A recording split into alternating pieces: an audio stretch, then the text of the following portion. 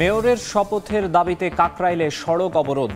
কোনো একজনের পদের জন্য নয়, ডিসেম্বরে জাতীয় নির্বাচন নিশ্চিতের আন্দোলন। এলজিআরডি উপদেষ্টার পদত্যাগ দাবি ইশরাকের।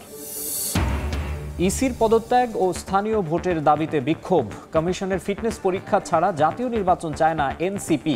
ইসি নয়, সিদ্ধান্ত নেবে সরকার, বললেন সানাউল্লাহ। করিডোর নিয়ে কারো সঙ্গে আলোচনা হয়নি, হবেও না, জানালেন নিরাপত্তা উপদেষ্টা। ভারতের সঙ্গে কোনো চুক্তি বাতিলের সিদ্ধান্ত হয়নি, ব্রিফিংয়ে পররাষ্ট্র উপদেষ্টা। এবং উত্তরবঙ্গে জমে উঠেছে কোরবানির পশুর হাট। চাঁদাবাজি বন্ধ ও চামড়ার সিন্ডিকেট ভাঙতে কঠোর অবস্থানে সরকার। গতবারের চেয়ে বেশি দাম নির্ধারণের ইঙ্গিত।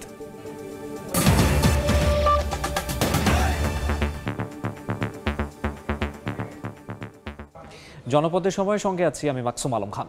ইশরাক হোসেনকে ঢাকা দক্ষিণ সিটির মেয়রের দায়িত্ব বুঝিয়ে দেওয়ার দাবিতে টানা সপ্তম দিনের মতো রাজপথে সমর্থকরা।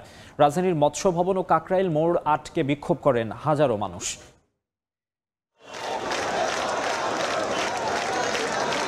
দিনভর স্লোগানে স্লোগানে উত্তাল রাজধানীর মৎস্য ভবন এলাকা। মিছিল নিয়ে জড়ো হন ইশরাক হোসেনের সমর্থকরা। ইশরাক হোসেনকে ঢাকা দক্ষিণ সিটির মেয়রের দায়িত্ব বুঝিয়ে দেওয়ার দাবিতে বুধবার টানা সপ্তম দিনের মতো রাজপথে সমর্থকরা। নগর ভবনের সামনে অবস্থান নিয়ে বিক্ষোভের পাশাপাশি অবরোধ করেন মৎস্য ভবন মোড়। আন্দোলনকারীদের দাবি, ইশরাককে দ্রুত শপথ পড়ানোর। আদালতের রায়ের পরও দায়িত্ব বুঝিয়ে না দিয়ে সময় ক্ষেপণ করা হচ্ছে বলে অভিযোগ তাদের। বর্তমান যে সরকার কেন তালবাহানা করছেন ওনাকে শপথ করানোর জন্য, আমাদের সেটা জানা নেই। ইশরাক এখানে যোগ্য প্রার্থী, জাতি যখন মেনে নিছে তাহলে এটা সরকারের সমস্যাটা। বর্তমান সরকার যিনি আছেন তারা ইশরাক সাহেবের বিপক্ষে কাজ করছে। যতক্ষণ পর্যন্ত ইশরাক হোসেনকে শপথ না করানো হবে ততক্ষণ পর্যন্ত এই আন্দোলন চলবে। এদিকে মৎস্য ভবন মোড় অবরোধ করায় আশেপাশের এলাকায় সৃষ্টি হয় তীব্র যানজট। এতে ভোগান্তিতে পড়েন সাধারণ মানুষ। আমি প্রায় লাস্ট 2 আওয়ার্স ধরেই এখানে স্টাক, তো অবশ্যই ভোগান্তিতে হচ্ছে। এই দেশে জন্মগ্রহণ করছি, এখানে ডেইলি মানুষ আন্দোলন করে, রাস্তা ব্লক করে, এছাড়া কোনো আন্দোলনের কোনো মনে হয় যে কোনো উপায় নাই। এইভাবে যদি চলতে থাকে তো আমাদের জনগণের অনেকই অসুবিধা হবে। অবরোধ কর্মসূচিতে বিএনপি ও এর অঙ্গ সহযোগী সংগঠনের নেতাকর্মীরাও অংশ নেন। তানভীর হাসান মেঘ, সময় সংবাদ, ঢাকা। কাকরাইলে অবস্থানরত সমর্থকদের সঙ্গে যোগ দিয়েছেন বিএনপি নেতা ইশরাক হোসেন। সন্ধ্যার পর তিনি কাকরাইলে যান, পরে সমর্থকদের উদ্দেশ্যে বলেন, এই আন্দোলন কোনো একজনের ক্ষমতায় বসার জন্য নয়, এটি ডিসেম্বরে জাতীয় নির্বাচন নিশ্চিত করার আন্দোলনও। এই সময় দাবি আদায় না হওয়া পর্যন্ত সমর্থকদের এই বিক্ষোভ চালিয়ে যাওয়ার কথা বলেন তিনি। পদত্যাগ দাবি করেন স্থানীয় সরকার উপদেষ্টার। উপদেষ্টার সাথে আলাপ করে আমার শপথ গ্রহণের অনুষ্ঠান সম্পন্ন করা, এর বাইরে তাদের মতামত দেওয়ার কিছু নাই। কারণ ইতিমধ্যে ভোট নির্বাচন কমিশন আইন মন্ত্রণালয় হয়ে এই ফাইলটি গিয়েছে, তারা শুধুমাত্র শপথের আয়োজন করবে। এই মুহূর্তে কাকরাইল মোড়ে আছেন রিপোর্টার সাদিকুর রহমান। আমরা সরাসরি চলে যাচ্ছি তার কাছে।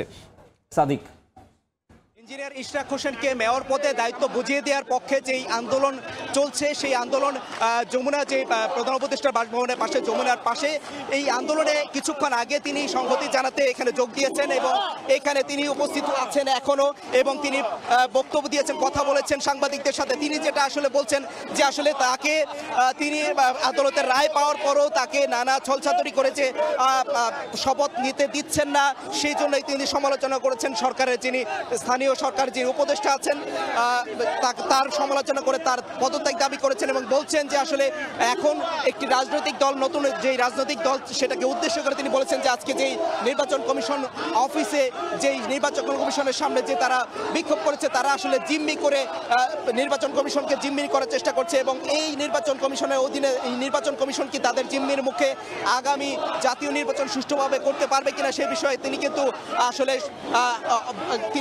এই বিষয়টি নিয়ে সংশয় প্রকাশ করেছেন এবং তিনি সরকারের যে ছাত্র উপদেষ্টা আরেকজন আছেন এই অন্তর্বর্তী সরকারে, তারও কিন্তু পদত্যাগ দাবি করেছেন এবং তিনি যেটা বলছেন যে আসলে তাদের উচিত তারা যেন পদত্যাগ করে সরকারের যাতে কোনো হস্তক্ষেপ না করে, তারা যেন যে রাজনৈতিক দল তারা গঠন করেছে সেই রাজনৈতিক দলের কর্মকাণ্ড চালানোর জন্য তাদেরকে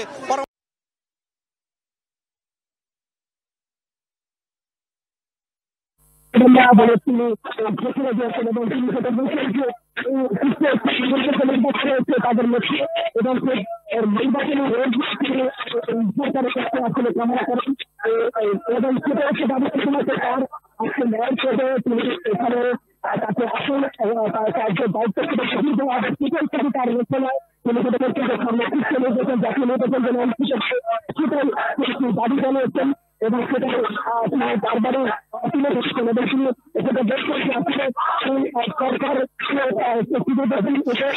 সেই দাবি জানিয়েছেন এবং সেটাই তিনি বারবারই তুলে ধরেছেন এবং তিনি যেটা বলছেন যে আসলে এই সরকারকে শুভবুদ্ধির উদয় হবে সেটা কিন্তু তিনি আশা করছেন এবং বলছেন যে আসলে সরকার যদি শুভবুদ্ধির উদয় না হয় তাহলে সরকার যদি ফ্যাসিস্ট কোনো আচরণ যদি আবার করে সেক্ষেত্রে তিনি যে বিগত সরকারের কথা স্মরণ করিয়ে দিয়ে যেটা বলছেন যে গত শেখ হাসিনা সরকারের যেটা হয়েছিল পরিণতি সেই পরিণতিই হবে সেই বিষয়টি তিনি ইঙ্গিত করেছেন এবং বলেছেন যেন সে সরকারের শুভবুদ্ধি উদয় হয় এবং তিনি কিছুক্ষণ আগে আসলে তিনি আসার সঙ্গে সঙ্গে কিন্তু তার জনতা তার পক্ষে যিনি স্লোগান দিচ্ছিলেন তার সমর্থকরা তারা আসলে ইশরাক হোসেনকে পেয়ে উল্লসিত হয়ে যান এবং তারা এখানের এই রাজপথ ছাড়বেন না বলে জানিয়েছেন এবং শান্তিপূর্ণভাবেই সেই আন্দোলন চালিয়ে যাবেন বলে তারা বলছেন এবং তারা ইশরাককে খুব দ্রুতই মেয়র পদে যাতে দায়িত্ব বুঝিয়ে দেওয়া হয় সেই দাবি জানাচ্ছেন। এই ছিল এখান থেকে সবশেষ তথ্য।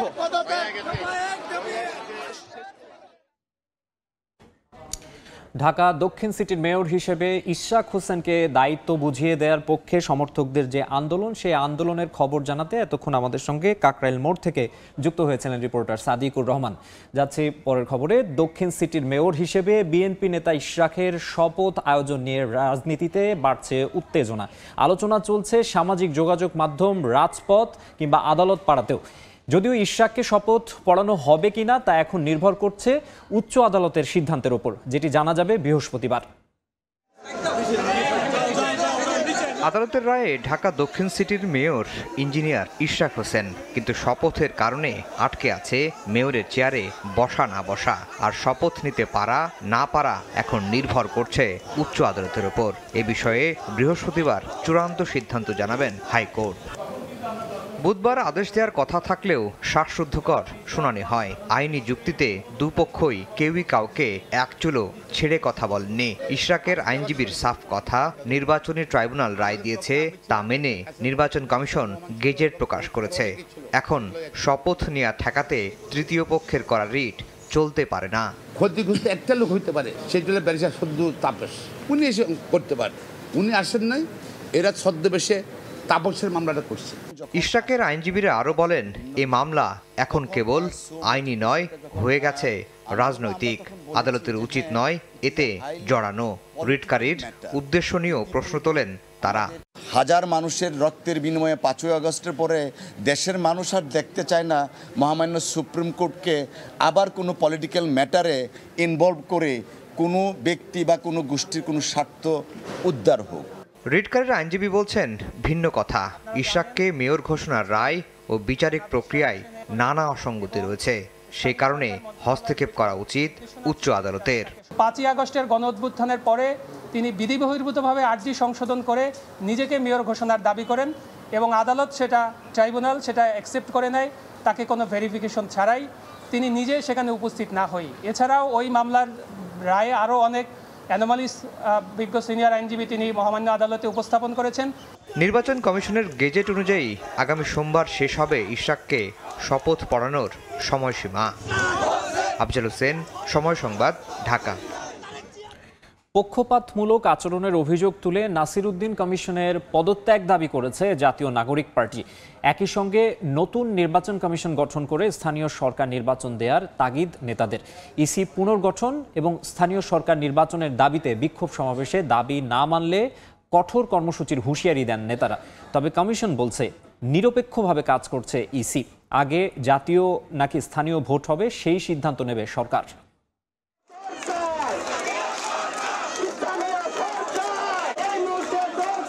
পূর্ব ঘোষিত বিক্ষোভ সমাবেশের ডাকে বুধবার দুপুরে আগারগাঁও নির্বাচন কমিশনে জড়ো হন এনসিপির নেতাকর্মীরা। সময় গড়ানোর সঙ্গে সঙ্গে কেন্দ্রীয় নেতারা আসেন সমাবেশ স্থলে। এক পর্যায়ে পুলিশের ব্যারিকেড উপেক্ষা করে ইসির মূল ফটকে অবস্থান নেন তারা। বাকশালী আইনে যে ইসি গঠন হয়েছে সেই কমিশন তাদের নিরপেক্ষতা হারিয়েছে বলে দাবি করেন নেতারা। ইসি একটি দলের মুখপাত্র হয়ে কাজ করছে উল্লেখ করে এনসিপির নেতারা কমিশনের পদত্যাগের দাবি জানান। এই ইসি সাংবিধানিক প্রতিষ্ঠানের মতো আচরণ করছে না, একটা রাজনৈতিক প্রতিষ্ঠানের মতো তারা আচরণ করছে। এই কারণে অবিলম্বে এই ইসিকে পুনর্গঠন করতে হবে এবং ইসি পুনর্গঠন করে সারা দেশে স্থানীয় সরকার নির্বাচন দিতে হবে।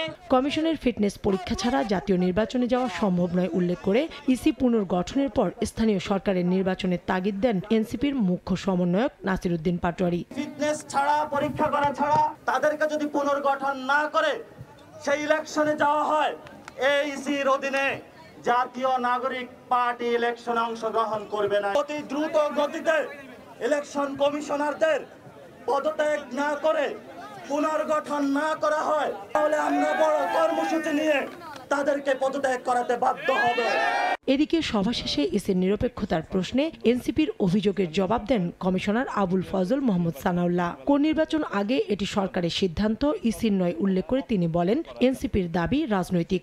সিকোয়েন্সিং অফ ইলেকশন কোনটা আগে হবে পরে হবে এটা তো নির্বাচন কমিশনের হাতে না। এই পরিবর্তিত পরিস্থিতিতে সরকারই সিদ্ধান্ত নেবেন কোন নির্বাচন আগে হবে পরে হবে। নির্বাচন কমিশনের দায়িত্ব হচ্ছে নির্বাচন অনুষ্ঠান করা। রাজনৈতিক বক্তব্যের আমি কোনো মন্তব্য করতে চাই না। কমিশন সম্পূর্ণ নিরপেক্ষভাবে দায়িত্ব পালন করছে এবং করে যাবে।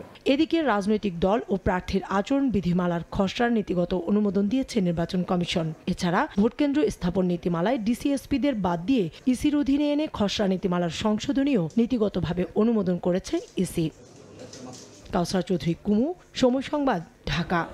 করিডোর নিয়ে পররাষ্ট্র উপদেষ্টার বক্তব্য ছিল স্লিপ অফ টাং। এ নিয়ে কারো সঙ্গে কোথাও কোনো কথা হয়নি, হবেও না, এমনটাই দাবি করেছেন জাতীয় নিরাপত্তা উপদেষ্টা খলিলুর রহমান। বলেছেন মানবিক সহায়তা চ্যানেলের ব্যাপারে কোনো রকমের সিদ্ধান্ত হলে পুরো দায়িত্ব থাকবে জাতিসংঘের, বাংলাদেশ শুধু নিরাপত্তা সহায়তা দেবে।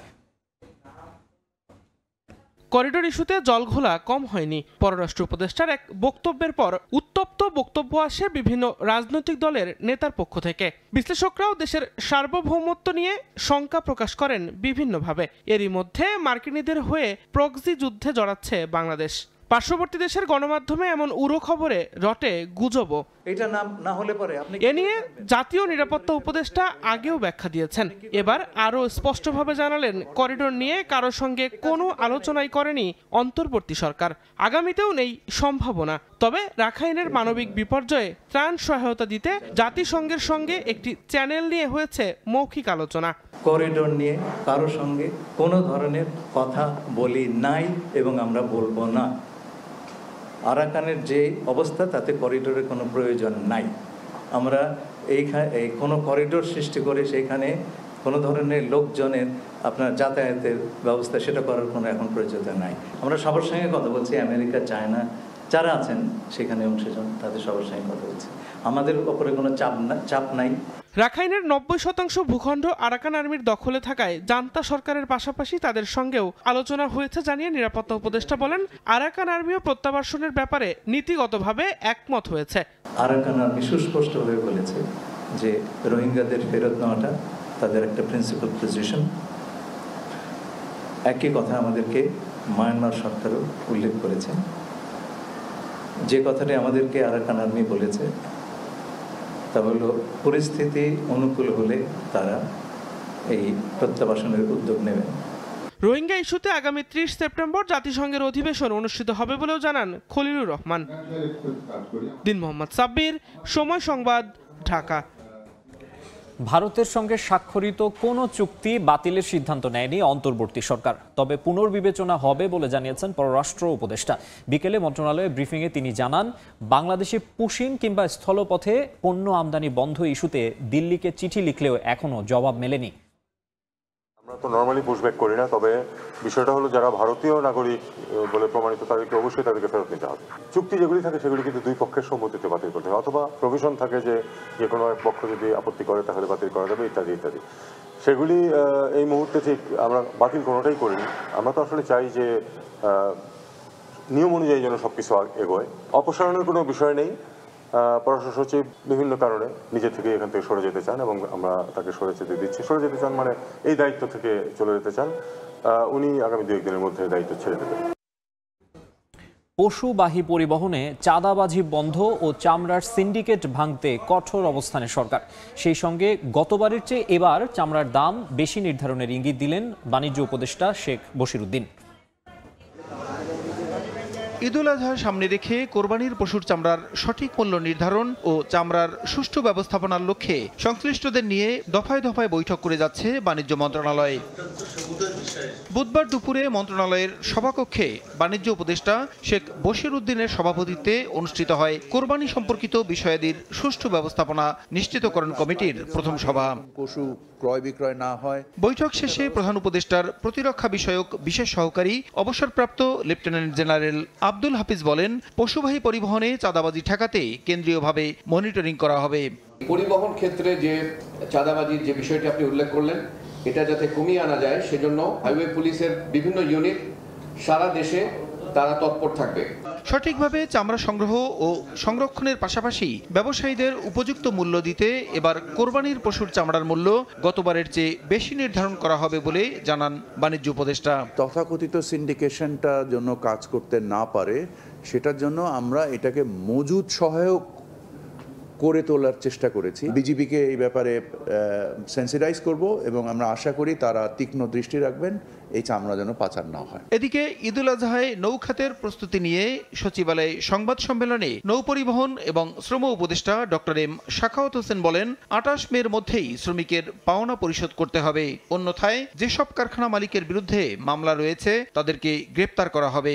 28 তারিখের মধ্যে টাকা পয়সা দেবেন, আর যদি না করেন তাদের নামে হুলিয়া জারি হয়েছে, মানে ওয়ারেন্ট জারি আছে, বেতন পরিশোধ না করলে মালিকরা ঢাকার বাইরে যাওয়ারও অনুমতি পাবেন না বলে হুঁশিয়ারি দেন উপদেষ্টা। শ্রমিকের পয়সা দিতে হবে।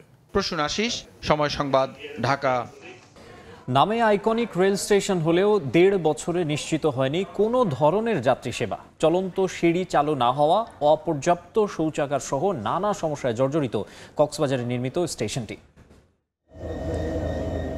কক্সবাজার আইকনিক রেল স্টেশনের ওয়াশফিট, 3টি ওয়াশফিটে ছিল 900 ওয়াটারিং ভাল্ব, 300 বৈদ্যুতিক বাল্ব আর মাটির নিচ দিয়ে চালানো হয় প্রায় 6000 মিটার বৈদ্যুতিক তার। কিন্তু চোরের দল নিয়ে গেছে সবকিছু। এতে অন্ধকারে ট্রেনের আন্ডার গিয়ার চেকিং ও ধোয়া মোছার কার্যক্রম বাধাগ্রস্ত হচ্ছে। আর সীমানা প্রাচীর না থাকায় নিরাপত্তাহীনতার পাশাপাশি নানা সরঞ্জামাদি চুরি হচ্ছে বলে জানান কর্মরতরা। কেবল সব চুরি হওয়ার প্রেক্ষিতে আমরা সমস্যা ফেস করতেছি, সেটা আমরা আমাদের মাগরিবের পর আমরা ট্রেন ওয়াশ করতে আমাদের সমস্যা হচ্ছে, নিচে আন্ডার গিয়ার চেকিং করতে আমাদের সমস্যা হচ্ছে।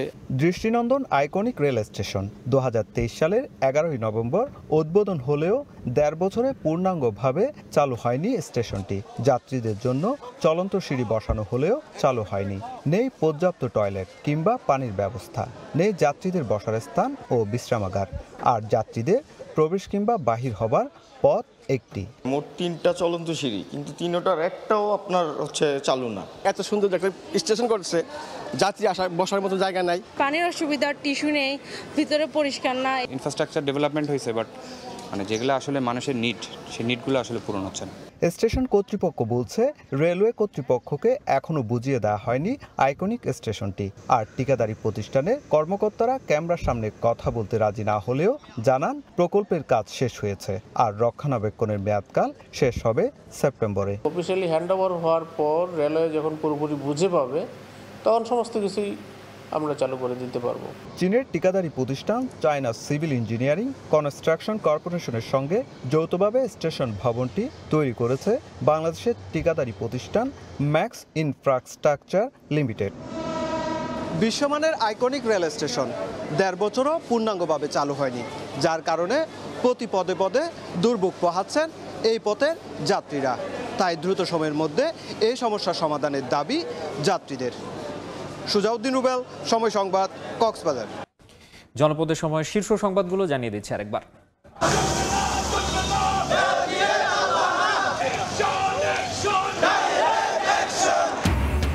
মেয়রের শপথের দাবিতে কাকরাইলে সড়ক অবরোধ। শুধু নিজের পদ নয়, ডিসেম্বরে জাতীয় নির্বাচন নিশ্চিতে এই লড়াই বললেন ইশরাক।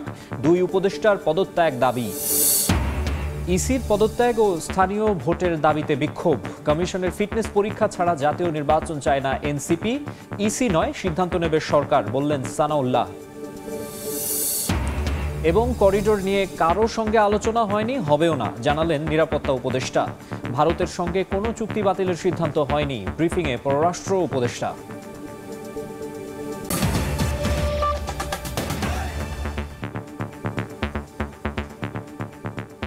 এই ছিল জনপথের সময়ে, সঙ্গেই থাকুন সময়।